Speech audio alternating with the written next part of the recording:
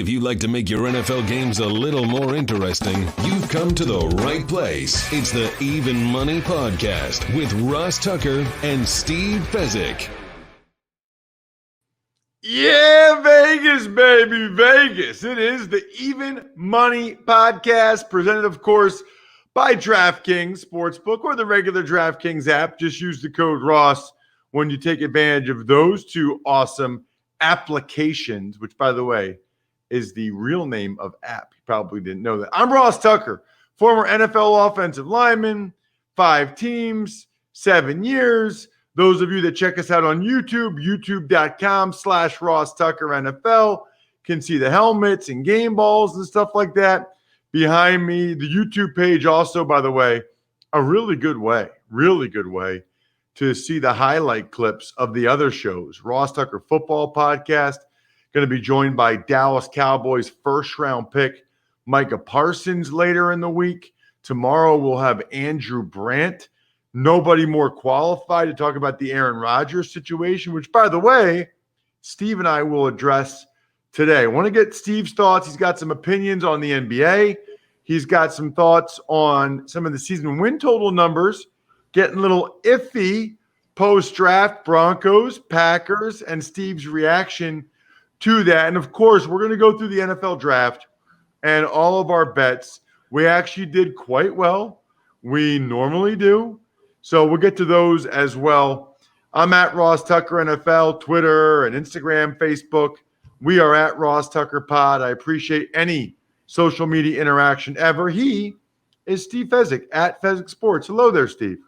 Hello, Ross. And sometimes we get so involved with all this sports betting and so much going on, things just slip through the cracks. Apparently, there was a Kentucky Derby this weekend.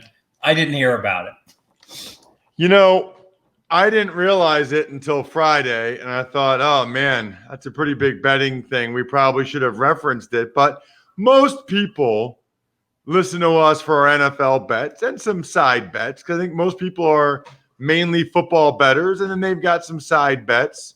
Other sports, other major activities, major events. So we missed that one, but that's okay. I wouldn't have had much to say about it anyway. I did notice, though, Steve, you've been doing pretty well on your Twitter at Fezzik Sports. You've been doing pretty well on your FCS playoff bets, haven't you? No, I've been doing well on my FCS bets, which completely changed when the playoffs started. I went 0-2 this weekend, so 10-6 year to date. So maybe I pushed it a little bit too much. Think about it, a little bit tighter lines in the playoffs with so few games versus the regular season with a much bigger board. Okay, so you did better in the regular season. Now the playoffs, not as well. That's correct. So 10-6 year to date. I'll take that every time, though. Yeah, absolutely. You know, we talked about this last week, Steve, and I think it's worth reiterating. We spoke last Tuesday. We do the show every Tuesday, right? And we'll get into season win totals again soon and all kinds of stuff. Rookie of the year, et cetera. I actually asked Micah Parsons for the last Ross Tucker Football Podcast this week what he thought of being the odds-on favorite for the Rookie of the Year. So I got his thoughts on him being the favorite for the Rookie of the Year. But we talked about, especially during the draft, Steve, following the line, paying attention to certain lines. I should have known on Thursday, as soon as I saw Trey Lance, it swung again, and Trey Lance was the odds-on favorite to be the number 3 pick. I should have known right then and there, but I had been skeptical because they had been wrong on Fields. But I should have known right then and there, Steve, something was up and that it was going to be Lance. Yes. So if you see big line moves a couple weeks before the draft, a month before the draft, that is speculation. Yeah, there's news, but it's speculation. When you see a Trey Lance go plus 250 on Wednesday, the day before the draft, and then you wake up in the morning and he's minus 150 and he's the favorite, someone knows something. It's already been decided. And that's why you're seeing such great line moves. That news has leaked out to the marketplace it is rarely wrong to just bet on the huge line moves on predetermined events like this, as it turned out to be like the first 6 players taken in the draft. Huge steam on Pitts, closes under 5.5, late 250. Huge steam on Chase, Bengals to take him, under 5.5, late 250. Didn't matter, they're 100-cent line moves. You don't have to pay the vig, Ross, if all the bets win. It's a really, really good point. That was the one that jumped out to me. I didn't notice Pitts or Chase. Were there other ones like that, Steve? Sure. Waddle was 11.5 over under, and word got out that Waddle was the preferred wide receiver over Smith. He closed minus 280 to go before Smith, and over under 9.5. No surprise, Waddle wound up being taken 6th, and Horn, all the money on Horn. He was at 13.5 initially, dropped to 12.5, and then the vig under 12.5 closed like minus 200. Horn goes 8th. Yeah, I loved the under for Joe Horn. JC Horn, Joe Horn's son. Absolutely love that. So did you get a chance to get in on those, Steve? I did bet quite a few of those. I made numerous bets in the draft, wound up going 3-1 on widely available lines for my clients, 15-6 in my own bets. And I got to tell you, I got friends, Ross. They are telling me I massively underachieved. I know one guy that went 11-0. Another one of my friends went like 38-9, basically betting some of these openers. Look at where some of these quarterbacks opened. Mond like 105, Mills 110. These are bets that literally people made going under 105 on these quarterbacks. They could not lose. They were like 98% bets to win by the close when both those quarterbacks were lined correctly in the mid-60s, and that's where they went. So, you mentioned you, and it seems like everybody did well on the draft, Steve. So what does that mean for Vegas? What does that mean for the sports books? I guess everybody we know and that's in the know did well, but I'm assuming there's a lot of people that don't really follow it that closely, recreational, that I guess didn't do well. Sure, but the recreational bettors don't bet that much, and the pro bettors make limit bets. I can tell you, having spoken to a few of the sportsbook directors around town, they were just shaking their heads saying, boy, the draft's going to be in Vegas next year. I don't know what I'm going to do. There's going to be pressure for me to put up lots of product, but we got buried. It's not, oftentimes sportsbooks cry and say it wasn't that good of a weekend. And what they're saying is they didn't meet their revenue projections. Because remember, they got expenses. They got to pay for, the space. They got to pay all their employees and the like. And when a sportsbook says they didn't do well, they're saying, I didn't meet my expectations in terms of what we won. No, this is a case where the sportsbooks forget all their expenses. Just in terms of betting, the bettors beat them on the draft. Yeah, that seems pretty clear at this point, that if you're losing on the draft, you're not paying attention to our show or other shows like it. Let's dive in, Steve, to some of our bets. And in fact, before we do that, I want to make sure people hear this as soon as possible so they act on it as soon as possible. Mother's Day is Sunday. Today is Tuesday. 1-800-Flowers has you covered with amazing deals, from bouquets and plants to gourmet treats and sweet surprises. Those of you that listen to the Ross Tucker Football Podcast, which is a lot of you, you know how I feel about getting flowers for the moms in your life on Mother's Day.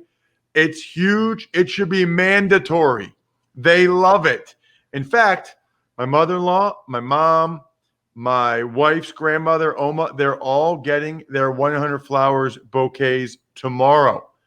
To order last minute Mother's Day bouquets, arrangements, and gifts, go to 1-800-Flowers.com, click the radio icon, enter code football. That's 1-800-Flowers.com, code football. Lock in these amazing Mother's Day deals today.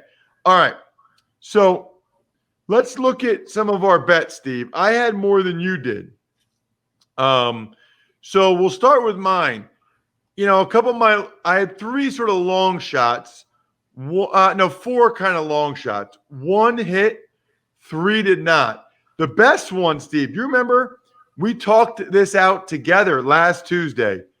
J.C. Horn, first defensive player to be drafted, plus 300. Now, I thought it was about 50-50. No, I take that back. I thought it was about 33% chance that he'd be the first defensive player taken. I thought people like Surtain more, but I thought there might be one or two that like Horn more. Well, it happened, Steve.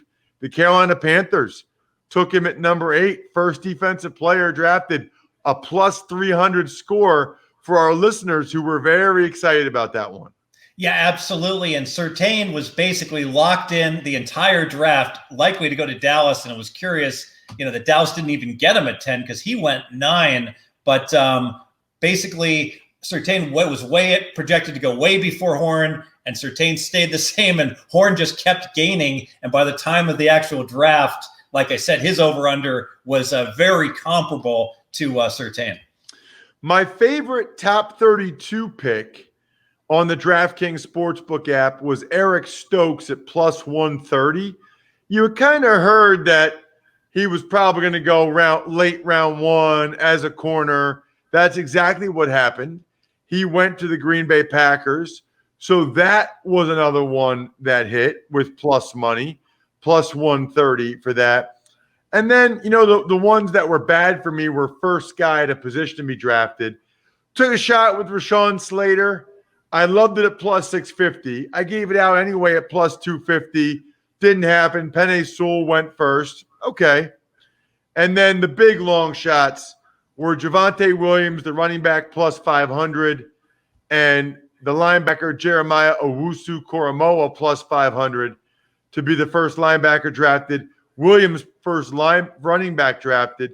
So Williams went third. Etienne and Harris went ahead of him, which was probably likely. I didn't realize, we didn't find out till after the draft, Steve, that Owusu-Koramoah evidently had a heart issue. He didn't go to like the 50s. And I was unaware of that as well. I'll be curious when you have Parsons on your pod if you'll bring up the fact that he personally cost you a bet, Ross. Two of them. I came up because I had him on the over 13.5 and he went 12. Yeah, hopefully he doesn't watch the show. But we talked about it. Look, he knows that there were some character concerns, off the field issues that people were worried about. I thought it would drop him more. And it might have, Steve.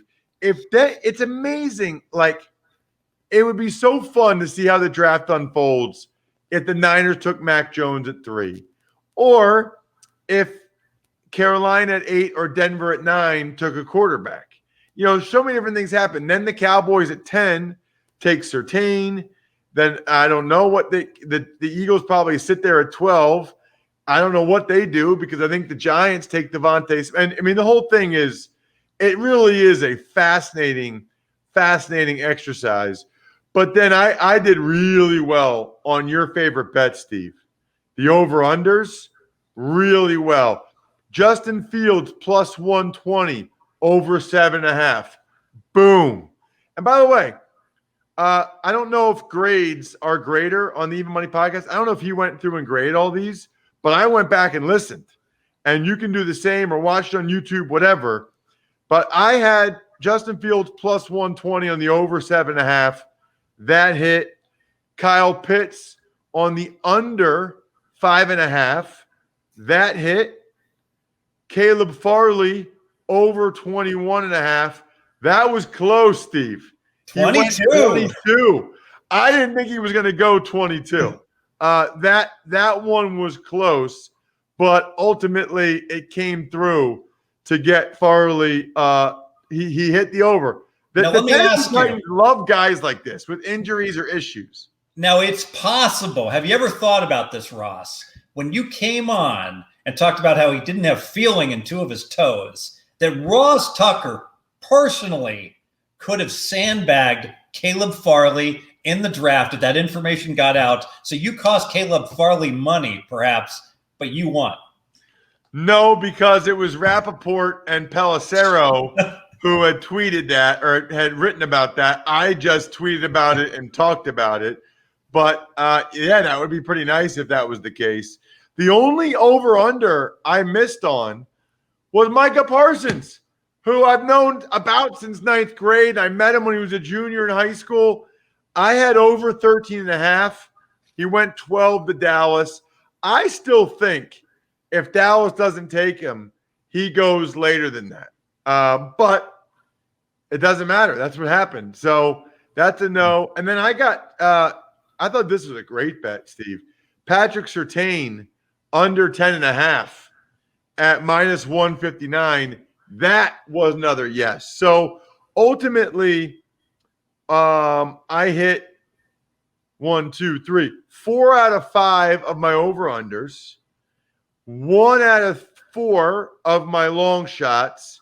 I don't know what you call Eric Stokes plus 130 top 32 pick, but so only one of the long shots cashed, but 4 out of 5 on my over-unders. Now for you, Steve, you had, if you remember, you bet Jalen Waddle against Devontae Smith head-to-head. And that was clearly the right bet. And it had been trending that way. Although, you never know. It only takes one team to feel the opposite. True, but the narrative was out on Smith. He only weighs, 111 pounds. And so I felt confident no GM was going to go ahead and take him before number 9. And I thought there was a good chance Waddle, would be taken by then. Then it was interesting to hear some of your over-unders. You had Kyle Trask under 72.5. That hit. He was the last pick of the second round by the Bucks. What a great spot for him, by the way. Doesn't have to play this year or probably even the year after. Can learn from the best in terms of slow quarterbacks with no mobility and how Brady gets it done. I love that pick by the Bucks just because 2 years from now, after Trask's behind Brady for 2 years, maybe he'll be ready. Maybe he'll be ready to be a competent quarterback. So you hit that, Steve. You missed on Najee Harris over 25.5. It is uncanny. I feel like the Steelers just take whoever everybody mocks to them every year. Every mock said Najee Harris. You weren't buying it. Guess what? They took Najee Harris at 24, Steve. And I was aware of the mocks, and I felt like, hey, the word is out. You don't draft a running back until the very end of the first round. And apparently this year, 2 teams felt differently. So I was worried. The only spot that he could fall to, I said, it's Pittsburgh or I win my bet. Well, it was Pittsburgh. One that was very close for you, but it came through, Jalen Phillips, the DN from the University of Miami. His total was 18.5. You took the under, and he went 18. That's as close as it gets, Steve. And that was interesting. The Dolphins took him at 18. That one was very close. You won by half a pick. And I'm sure there's some sharp bettors out there that heard that pick and laughed at me saying, I got Phillips under 21.5. Good luck with the under 18.5. And this is the difficult part about sports betting. Oftentimes, you're directionally right on a bet, but if the line moves too much, at some point you got to pass on it. Maybe I pushed it a little bit taking Phillips, even at that 18.5, but we got there. That we did. You had the over 11.5 on Devontae Smith, which is, of course, funny because the Eagles would have taken him at 12, but then I think they believed the Giants were going to take him at 11, so they jumped in front of the Giants at 11 to get to 10 to take him. Yeah, and ultimately where I got beat was we didn't get the quarterbacks all going early on, and that elevated everybody up in the draft to get taken earlier, and that's why I wound up losing that bet. I should never have made that bet. I should have just played Waddle against Smith. That was the much stronger bet. Well, we had 3 quarterbacks go in the top 10 when there was a lot of thought that it might be 5 quarterbacks in the top 10. So that was the issue. Then you get to really a good bet by you. Christian Darrisaw over 15.5. And he ended up going, 24, I think? He went 23 to the Minnesota Vikings. But you crushed that one. Although, they didn't trade down. There's talk that they would have taken him at 14. I don't know if I believe that or not, but there's talk of that. Yeah, basically what happened was that Vera Tucker and Darrisaw were evaluated early in the process as being approximately equal, but then come draft week, it was pretty clear that Vera Tucker was going to be the guy that was going to go before, and in most mocks, Darrisaw had fallen to the low 20s. Ultimately, that's where he wound up getting drafted. So I want to get your thoughts on something related to the NBA that I thought was interesting and some of the season win total movement we've seen. But first, I need to make sure people learn from my mistakes. And I'm not talking about betting. I'm talking about waiting too long to start to do something about my hair loss. I look back on my wedding now, Steve, and I can see I was starting to lose my hair at 26. I don't think I really started to do anything until my 30s. That was a mistake. 2 out of 3 men will experience some form of hair loss by the time they are 35. You can keep the hair you have if you use Keeps. That is the key, though. You need to do it. There are 2 FDA-approved medicines, right? A pill I take every morning, a topical solution I rub on my bald spot in the morning and at night. I have kept, Keeps is a great name for the business. I have kept my hair since then. The FDA doesn't approve stuff unless there are results, unless there's they know that it works for people. If you're ready to take action and prevent hair loss, go to keeps.com/evenmoney to receive your first month of treatment for free. That's KEEPS.com/evenmoney to get your first month free. Keeps.com/evenmoney. So nice to not have to go to the doctor or the drugstore. They just send it right to your house. So, Steve, we saw some line movement.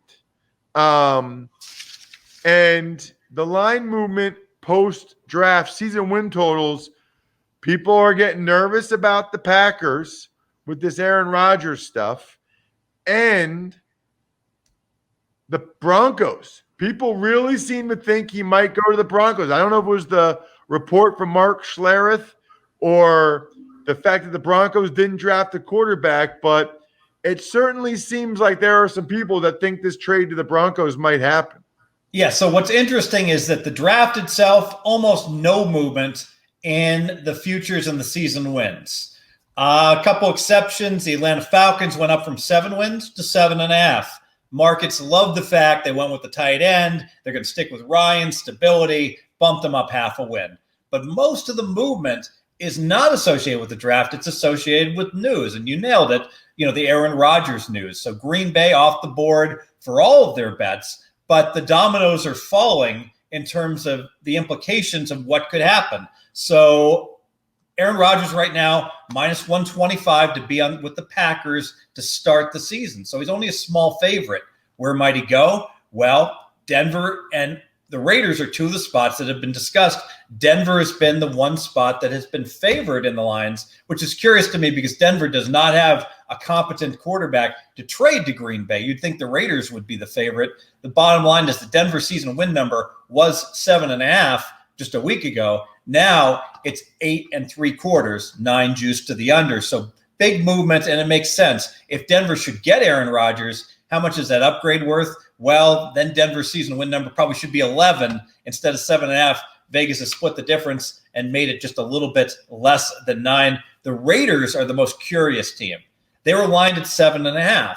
Now, if they can get Rodgers, their number is going to go up to probably 9 or so. However, the Raiders season win number, Ross, has dropped to 7. It has actually gone down despite what should be positive news with Rodgers.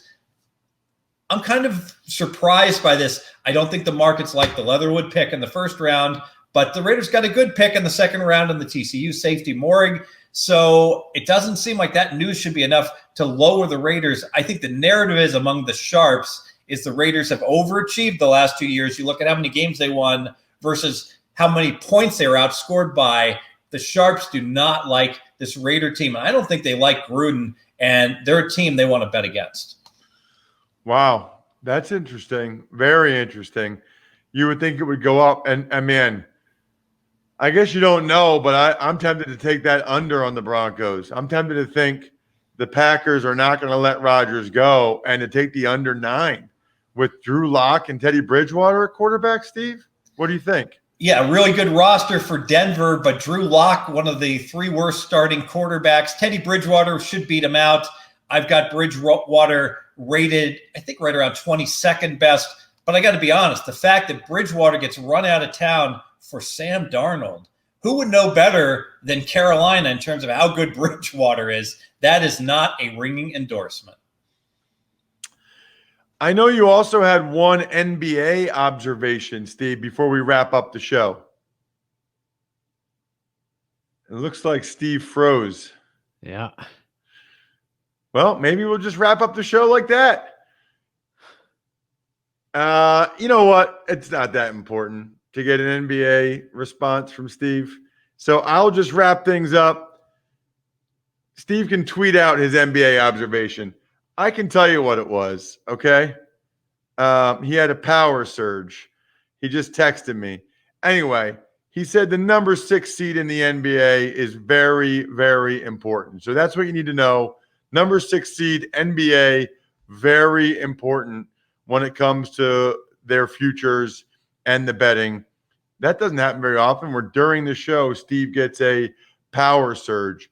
Anyway, other than that, next week, very likely a surprise guest. Looking forward to it. We'll get into the season win total numbers again pretty soon as well. Check out Andrew Brandt tomorrow on the Ross Tucker Football Podcast. Best authority out there as it relates to this Aaron Rodgers stuff. So it'll be absolutely great to get his thoughts on what he thinks will happen there from a betting perspective for the Broncos and the Packers. Other than that, good luck, everybody. Hope you guys win some money. Thanks for listening to the Even Money Podcast. Make sure to also subscribe to the Ross Tucker Football Podcast, the Fantasy Feast, Business of Sports, and the College Draft. All available at Apple Podcasts, rosstucker.com, or wherever podcasts can be found. A lot of times on the show, I mentioned DraftKings. Here's what you need to know. You got to be 21 or older, New Jersey, Indiana, or Pennsylvania only. New customers only. Restrictions apply. See DraftKings.com/sportsbook for details. Gambling problem, call 1-800-GAMBLER, or in Indiana, 1-800-9-WITH-IT. By the way, if what I was talking about included a deposit bonus, doesn't always, sometimes it does. Deposit bonus requires 25 times playthrough, and deposit bonuses are paid out in site credit.